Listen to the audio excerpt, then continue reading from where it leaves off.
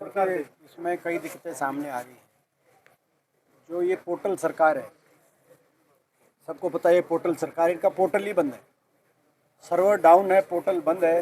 ई खरीद का पोर्टल चल नहीं रहा, जिसकी वजह से जो रफ्तार बननी चाहिए पूरी प्रक्रिया की, वो बाधित हो रही है। ख़ास तौर पे उठान तो ना के बराबर हुआ है। महम की हमारी मंडी में लगभग 1.5 लाख क्विंटल है करीब अभी तक खरीद, जो सेक्रेटरी बता रहे थे, और केवल 10,000 क्विंटल का उठान हुआ है। आप अंदाज़ा लगाओ, और ये पूरे हरियाणा की मंडियों में पोर्टल बंद है।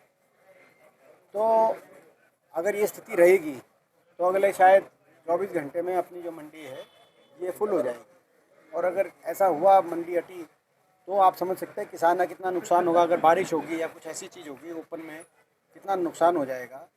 तो ये एक सरकार इसके तुरंत इसका समाधान करे, ये हमारी मांग है। और मैं डीसी से भी बात करी है, विधायक जी ने और हमने अभी डीसी रोहतक से बात करी, और डीसी ने आश्वासन दिया कि 3 बजे आज एजेंसियों के साथ मीटिंग बुलाएंगे और उठान का रास्ता निकालेंगे। लेकिन वो तो चलो उठान का रास्ता टेम्प्रेरी तौर पे अपने ज़िले, मगर ये समस्या का समाधान, ये जो सिस्टम है पोर्टल्स वाला, इसके पैरेलल सिस्टम भी होना चाहिए कि साथ ही साथ कोई ना कोई प्रक्रिया ऐसी हो कि उस समय अगर पोर्टल नहीं चल रहा, अगर गुठे वाला पोर्टल नहीं चल रहा, या उठान वाला जो सिस्टम ये बता रहे हैं कि नंबर्स वगैरह मैच करके जो उठान की जो जहाँ से व्हीकल्स आएंगे वो सब, वो पोर्टल नहीं चल रहा है, या इवन ट्रैक्टर वाला जो नंबर प्लेट वाला पोर्टल, किसी वजह से भी सर्वर अगर बंद है, तो साथ ही साथ बिना विलम्ब के एक मैनुअल प्रोसेस हो, किसान को कोई दिक्कत ना आए। किसान आए, उसको तुरंत उसका लिया जाए, उसका जैसे पहले खरीद होती थी उस रूप में वो भी पैरेलल सिस्टम साथ के साथ आए, ताकि किसान को तकलीफ़ ना हो। ऐसी व्यवस्था होनी चाहिए। तकलीफ़ किसान को नहीं हो, आड़ती को नहीं हो, और सरकार की जिम्मेदारी है कि ऐसी सुविधा, ऐसे आप व्यवस्था बने। मगर यहाँ पे उल्टा है। तो ये आज देख रहे हैं, तो ये एक बड़ी समस्या है। इसके साथ साथ जो एफसीआई के जो नॉर्म्स हैं, जो डिस्कलरेशन के नॉर्म्स हैं, जो ग्रेन क्वालिटी के नॉर्म्स हैं, उसमें राहत मिले। आपने देखा होगा राजस्थान में नॉर्म्स में राहत मिल गई, नमी में भी मिल गई।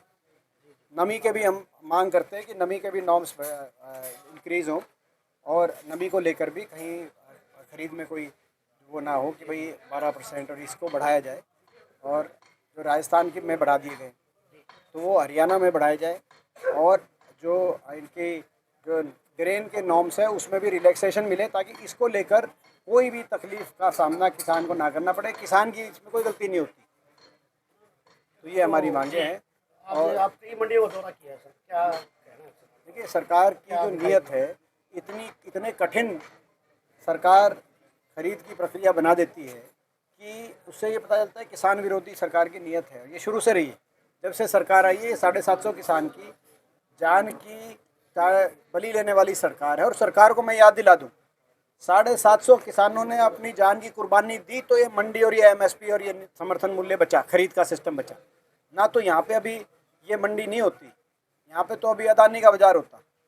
750 किसानों ने अपनी जान की कुर्बानी दी, उसके बाद ये व्यवस्था बची है।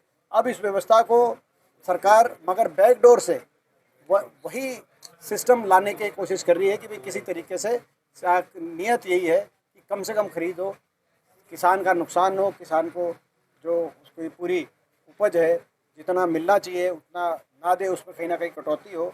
तो ये सारी प्रक्रिया जो है यही दर्शाती है कि सरकार की नीयत किसान विरोधी। लिया जाता है और मंडियों में किसान आता है, अंगूठा लगवाता है। ये तो साइलो के लिए तो सारे ही साइलो कर दिए थे।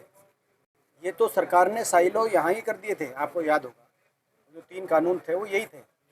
किसान वहाँ पे जाए, उसी के लिए ये प्रक्रिया जो कर रखी है, उसी के लिए कर रखी है कि किसान वहाँ पे लेके जाए, अडानी अंबानी को इनको बेचे। और फिर उसके बाद न्यूनतम समर्थन मूल्य की कोई गारंटी नहीं। असली कहानी ये है, क्योंकि जो साइलो में जब अगर ज़्यादा आने लगेगा तो वो अपने हिसाब से रेट तय करेंगे।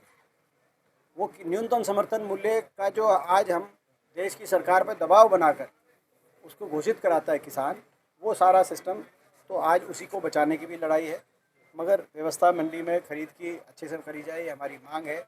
ये जो बायोमेट्रिक है इसमें राहत देकर मैनुअल प्रोसेस साथ में पैरेलली दिया जाए, ताकि कहीं भी अगर कोई त्रुटि आती है तो किसान को उसका नुकसान ना हो। शुरू ही नहीं हुई यहाँ पे। सरसों की बताओ। सरसों की खरीद अभी तक शुरू नहीं हुई। यहाँ पे आती है, उतार के बाहर भेज दी जाती है प्राइवेट में। तो अगर देखो आपके सामने ही है, आपके जो प्रश्न है वही सरकार से सवाल है। कितनी गंभीर सरकार की किसान विरोधी जो नीयत रही है सरकार की और नीतियाँ रही हैं, ये भी उसी का एक उदाहरण है।